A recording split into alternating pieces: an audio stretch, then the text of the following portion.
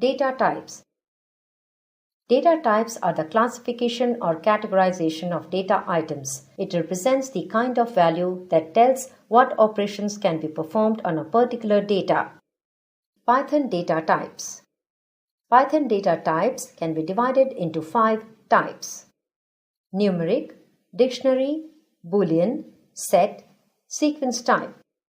Numeric again can be divided into 3 types: integer, float, complex number. Sequence type again can be divided into 3 types: strings, list, tuple. Name, type, description. Integers, int, whole numbers such as -2, 3, 300, 200. Floating point, float, numbers with a decimal point 2.3, 4.6, 100.0. Strings, str, ordered sequence of characters, hello, Sammy, 2000.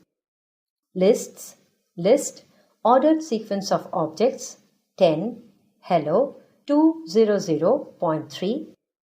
Dictionaries, dict, unordered key, value pairs, my key, value, name, Frankie. Tuples, tup, ordered immutable sequence of objects, 10, hello, 200.3. Sets, set, unordered collection of unique objects, A, B.